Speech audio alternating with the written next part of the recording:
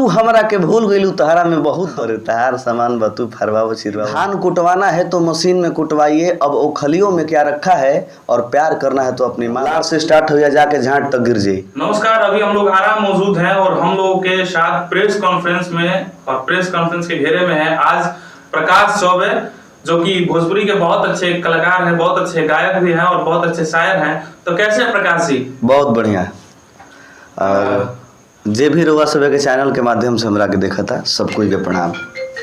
अच्छा, हम लोग तो आपको इंस्टाग्राम से ज्यादा जानते हैं क्योंकि आपको इंस्टाग्राम रील्स ज्यादातर वायरल होते हैं। जी जी। लेकिन सुनने में आप बहुत दिनों से गा रहे हैं, जी, क्या कहना चाहेंगे? गावत नहीं, हमरा गीत गौला 7 साल हो गई कम से कम, काफ़ी दिन से हमने गावत नहीं जा। 7 साल से गीत संगीत होता, लेकिन अनुभव ये बाकी जे हम चीज़ सुने ओकरा के करे के चाही। अच्छा, तो हम लोग कहना चाहेंगे ये कि क्या लगता है आप रील्स के माध्यम से भोजपुरी में कुछ गलत संदेश नहीं दे रहे हैं? नहीं नहीं, ऐसा कुछ नहीं है। गलत संदेश दुनिया में हम कोनो एक तरफा ऐसा नहीं कि देता नहीं। ई तो हम हमारे ख्याल इंस्टाग्राम पर जो ये सब चीज़ चला था, ये सब 3-4 महीना के माने अंतर्गत में बा। उससे पहले बहुत सारा चीज़ चला था माने लोग के बीच में। हम तो चाहेंगे पहले दर्शकों को एक अच्छा गाना सुनाइए जो आपको पसंद हो। अभी हमार गाना एगो बहुत अच्छा प्यार दुलार मिल रहा बा। हमार गाना है एगो निक रहे मरद बिना। अरे कैसन सवाद रहे राती के बोला, याद बाकी भूल गइलू मुँह अपन खोला। और किनी मन प्यार बोला पहिलो के ना। तब लड़की कहतिया कि हमर दर्द से फाटा कमर सीना, ऐसे निक लड़ी कहीं रहे मरद बिना। ये गाना भी प्यार दुलार मिल रहा बा। ये तो गाना बहुत अच्छा है और सामाजिक तौर से एक देखा जाए तो एक अच्छा चीज है जिसको सुनना अच्छा लगेगा, कहीं बैठ के सुन सकता है। जी जी। सच्चाई भी है ये। जी जी जी। लेकिन इससे पहले भी ऐसे तमाम आपके गाने आए हैं जो कि गाने थोड़ा सा गाली टाइप ऐसा कुछ करके। अच्छा, एक सवाल ये है कि अभी जिस तरीके से भोजपुरी में जी जी अश्लीलता जातिवाद जैसे मुक्त करने की कोशिश की जा रही है, उसमें आप गाली जैसे शब्दों का इस्तेमाल करके गाना गा रहे हैं, तो क्या समाज को क्षति नहीं पहुंचाने जा सकता है? ये सब कुल बड़े बड़े लोग भी करेला। देखिए आजकल जो वीडियो चला था, बहुत लोग ऐसा एक्टर लोग बा लोग जेकर वीडियो लाने से स्टार्ट होला।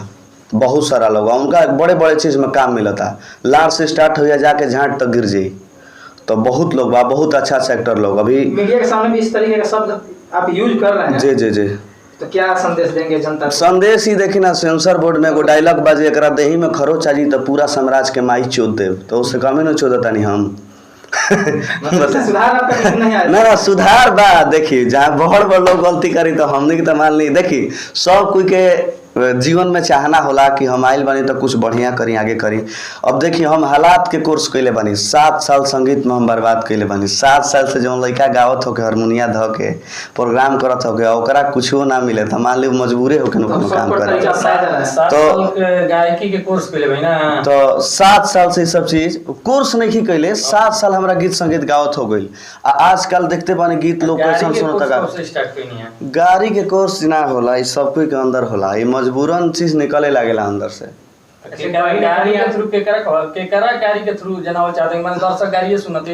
नहीं नहीं, दर्शक नहीं खेसना। तो देखिए लोग जो सुनी वही चीज कल जाये। रवा सब खुद देखी ना, एक से एक कॉमेडी वीडियो बा, ऐसा वीडियो बा जो 4 मिनट के वीडियो बा, 1 डे 4 मिलियन व्यूज बा। तो मान लीजिए हम सुनी है ना में करी तो रघुवर पर के लड़ाई में बनी। जी जी बिल्कुल, हाँ बिल्कुल ठेकल बा, बहुत वीडियो ठेकल बा, चाहे कैसे भी ओकर रास्ता हो ना। देखी जौन अगला आदमी जौन रास्ता देखाई वो हमनी के चलब जा। और वो सभी बानी तो वो सभी देखब कि कहाँ अच्छा चीज बा, लोग कहाँ जाता है नो।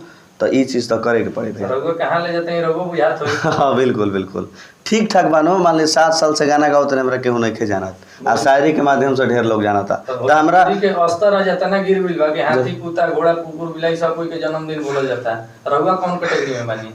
हम हाथी के बोलब, मान ली कुत्ता के कहू बोला था तो हम हाथी वाला बोलब।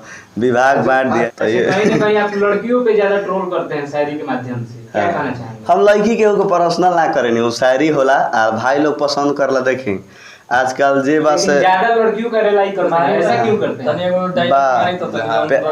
एगो हमार सबसे ज्यादा शायरी वायरल भइल बा इंस्टाग्राम पे कि धान कुटवाना है तो मशीन में कुटवाइए, अब ओखलियों में क्या रखा है, और प्यार करना है तो अपनी माँ बाप से कीजिए, इन भोसड़ियों में क्या रखा है। बात हम का गलती कहले कितना मजा होता कह के ना, बहुत मजा बानो। अच्छा अच्छा देखी लड़की का हम नीचा नहीं दिखावत, एगो हम संदेश देता नहीं। देखिए प्यारो खराब ना होला, देखिए प्यार खराब चीज ना होला। सच्चा प्यार कहाँ मिली? बेटा के माई से मिली, माई के बेटा से मिली, किसान के खेत से मिली, ई प्यार न बा। प्यार खराब चीज ना हो, लेकिन कुछ लोग प्यार के खराब पीले बा। लड़कियां तो एक दिन मां बनेंगी। बिल्कुल।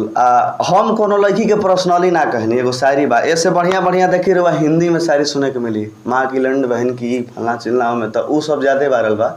हमने के तो बहुत कम करत नहीं जा, जौन चीज चलता उहे होई भैया। आप एक आप 12 में और मनी भैया भी गाली देता है, क्या कहिएगा?